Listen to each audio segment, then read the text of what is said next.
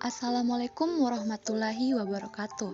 Perkenalkan, nama saya Putri Madani Nurdin dari kelas 12 IPA 5. Pada kesempatan kali ini, saya akan membahas tentang pengaruh ilmu pengetahuan dan teknologi di bidang ekonomi terhadap Negara Kesatuan Republik Indonesia yang merupakan tugas dari mata pelajaran pendidikan Pancasila dan Kewarganegaraan. Hal pertama yang harus kita ketahui yaitu pengertian iptek. Hal pertama yang Iptek merupakan singkatan dari ilmu pengetahuan dan teknologi, yaitu sumber pengetahuan yang memberikan ide yang dimana ide tersebut dapat kita terapkan dalam kehidupan sehari-hari dalam bentuk teknologi, yang tentunya akan memberikan pengaruh dalam kehidupan manusia. Iptek merupakan kemajuan peradaban manusia yang sangat penting.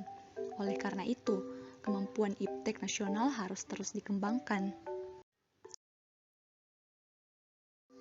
Iptek mempengaruhi seluruh bidang dalam kehidupan manusia, seperti bidang ekonomi, bidang politik, bidang pendidikan, bidang sosial, bidang budaya, serta bidang pertahanan dan keamanan.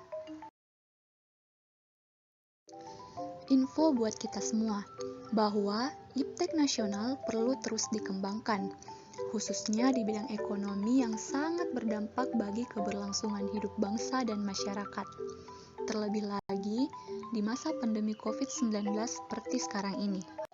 Meskipun begitu, ternyata iptek tidak hanya membawa pengaruh positif saja. Pengaruh negatif pun akan terjadi bila iptek disalahgunakan oleh orang tak bertanggung jawab dan hanya memikirkan keuntungan pribadi. Ilmu pengetahuan dan teknologi memberikan pengaruh positif dan negatif di bidang ekonomi di seluruh belahan dunia termasuk Indonesia. Ada banyak pengaruh positif iptek di bidang ekonomi terhadap di Indonesia, diantaranya yaitu pertumbuhan ekonomi meningkat, berkembangnya e-commerce dan e-banking, meningkatnya produktivitas dunia industri, dan meningkatnya kualitas sumber daya manusia.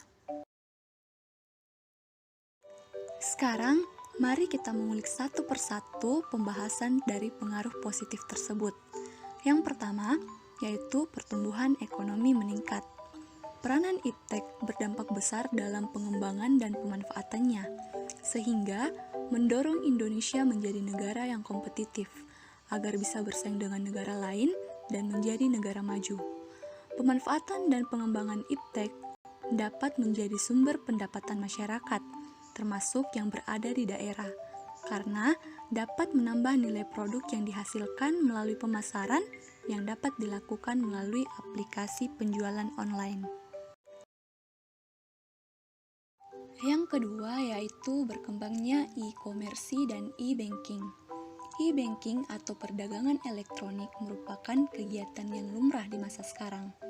Contoh aplikasi yang sering digunakan yaitu JD ID, Tokopedia, Shopee, Instagram, WhatsApp, Facebook, Bukalapak, Lazada, dan lain-lain.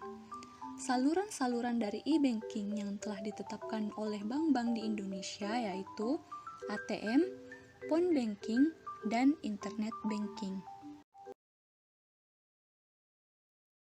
Yang ketiga yaitu meningkatnya produktivitas dunia industri. Adanya paradigma baru tentang teknoekonomi atau teknopreneur yang artinya untuk mewujudkan daya saing nasional berkelanjutan di era globalisasi harus diukur dari seberapa besar kemampuan iptek sebagai faktor utama ekonomi dalam menggantikan peran modal, lahan, energi, dan untuk peningkatan daya saing bangsa. Yang keempat, yaitu meningkatnya kualitas sumber daya manusia. Di masa sekarang, manusia semakin mudah untuk memperoleh wawasan dan ilmu pengetahuan dari mana saja, yang tentunya ilmu tersebut akan sangat berguna dalam menjalankan kehidupan sehari-hari. Iptek juga memberikan pengaruh negatif di bidang ekonomi terhadap Indonesia, seperti yang pertama, maraknya tingkat penipuan dan pencurian secara online, yang kedua, banyaknya situs perjudian online, dan yang ketiga yaitu meningkatnya angka pengangguran. Maraknya tingkat penipuan dan pencurian secara online dikarenakan para pelaku tidak bertemu secara langsung dengan sang korban. Kasus penipuan dan pencurian yang paling sering terjadi yaitu pada saat proses jual beli barang secara online. Maraknya situs perjudian online dikarenakan adanya akses jaringan yang membuat seseorang bisa bermain judi tanpa harus datang ke tempatnya.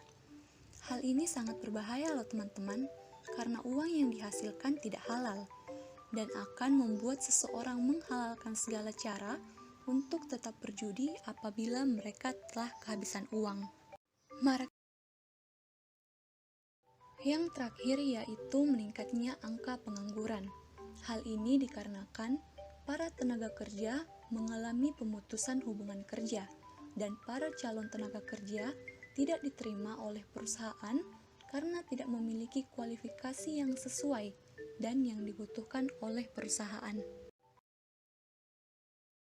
Sekian pembahasan dari saya mengenai pengaruh ilmu pengetahuan dan teknologi di bidang ekonomi terhadap Negara Kesatuan Republik Indonesia. Wassalamualaikum warahmatullahi wabarakatuh.